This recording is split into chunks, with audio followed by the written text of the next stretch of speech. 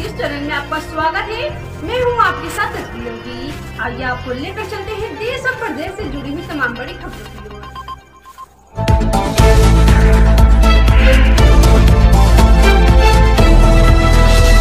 भाजपा में ब्राह्मणों को नहीं मिल रहा सम्मान, योगी सरकार सपा के नक्शे कदम पर। सतीश चंद्र मिश्रा मनोज सिंह।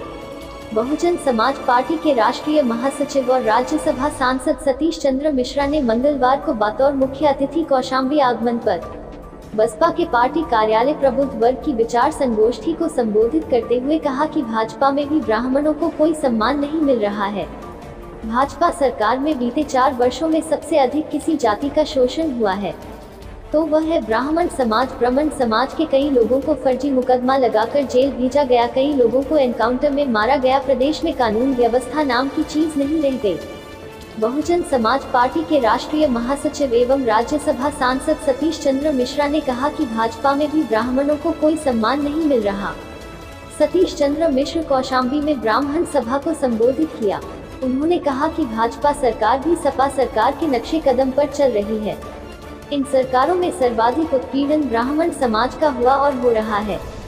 जिस प्रकार सपा सरकार में कभी ब्राह्मणों को सम्मान नहीं मिला, ठीक उसी प्रकार से भाजपा में हो रहा है।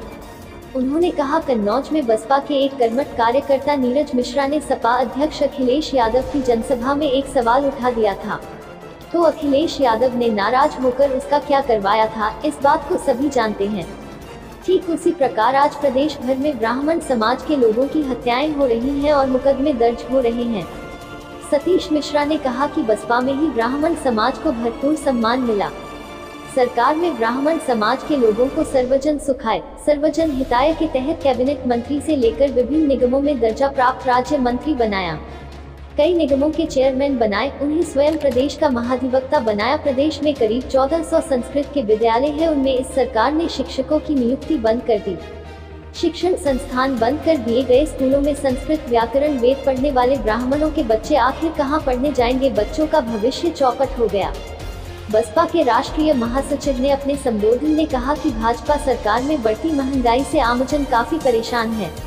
किसान सड़कों पर आ चुका है। डीजल पेट्रोल की बढ़ती कीमतों से महंगाई आसमान को छू रही है।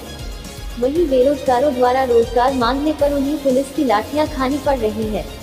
यह है उत्तर प्रदेश की योगी मीडिया। यदि सरकार की कमियों को उजागर करती है तो सरकार मीडिया के कार्यालयों में ईडी का छापा डलवाया जा रहा है। उन्होंने अंत में कहा कि ब्राह्मण समाज अब एकजुट होकर बहुजन समाज पार्टी की प्रदेश में 5वीं बार सरकार बनाने में अपना योगदान दे।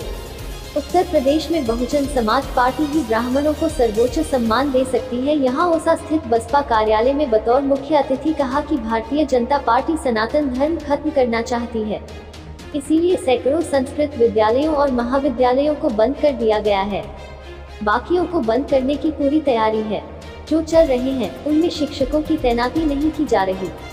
संस्कृत विद्यालयों को मठों तक सीमित किया जा रहा है ताकि ब्राह्मणों के बच्चे संस्कृत की शिक्षा से दूर हो जाएं। संस्कृत की पढ़ाई करने वालों को इसी उद्देश्य की बदौलत सरकारी नौकरी नहीं दी जा रही है। उन्होंने कहा कि भाजपा की सरकार में ब्राह्मणों का सर्वाधिक उत्पीड़न हुआ है। पूरे प्रदेश में ब्राह्मण चुन चुनकर मारे जा रहे हैं। बेकरू कांड में 40 से अधिक निर्दोषों को जेल भेज दिया गया है। सूबे में हर 2 घंटे में एक महिला के साथ बलात्कार होता है। हाथरस की बेटी के शव को मुख्यमंत्री योगी के इशारे पर केरोसिन छिड़ककर जलवा दिया गया। परिजनों को अंतिम दर्शन तक नहीं करने दिए गए। सतीश मिश्रा ने सपा को भी आड़े हाथों लिया। कहा कि सपा सरकार में कन्नौज से नीरज मिश्रा का सिर कटवाकर लखनऊ तक लाया जाना ब्राह्मण भूले नहीं है। कुल मिलाकर उन्होंने ब्राह्मणों को साधने की भरपूर कोशिश की। प्रबुद्ध वर्ग विचार संगोष्ठी में कई असरदार चेहरे मौजूद थे, जिनमें प्रमुख रूप से केवी त्रिवेदी, एडवोकेट शिव शंकर तिवारी, नीतू कनौजिया, बसपा जिला अध्यक्ष संतोष गौतम, महेश चौधरी सहित बहुजन समाज पार्टी के सैकड़ों कार्यकर्ता मौजूद रहे। जन सुनवाई क्या है, आप व्हाट्सएप से कर रहे हैं क्या?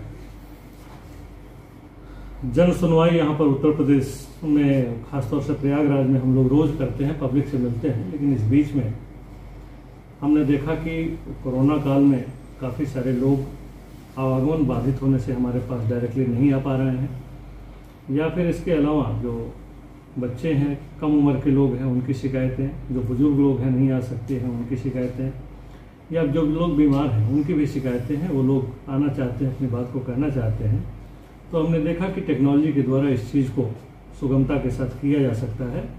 और इसलिए हम लोग उनकी वर्चुअल प्रेजेंस को लेते हुए और हम लोगों ने व्हाट्सएप पर एक नंबर दिया है जिससे वीडियो कॉल के द्वारा और हम लोग उनसे बात करते हैं और उनकी समस्याओं को सुनते हैं और एक नियत समय में उनके हम समाधान का प्रयास करते हैं। इस हेतु हमने अभी 12 से 2 घंटे का एक समय दिया है। दिन में दोपहर में हम लोग बात करते हैं, ऑफिसर्स उसमें प्रेजेंट रहते हैं, उनकी बातों को सुनते हैं, शिकायतों को सुनते हैं और उस पर कार्रवाई कराते हैं। इसके अलावा भी जो लोग इनबॉक्स में अपनी समस्याओं को डालते हैं उनसे भी हम लोग अलग से बात कर लेते हैं और बात करके उनकी समस्याओं का समाधान करते हैं।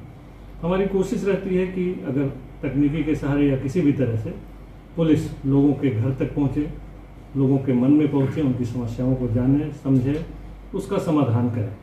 क्योंकि बेसिक जो हमारी पुलिसिंग है वो यही है कि लोगों की शिकायतों का समयबद्ध रूप से निस्तारण हो। ये करने के लिए हमने एक छोटा सा प्रयास किया है जिसमें हमें फिलहाल काफ़ी सफलता मिली है।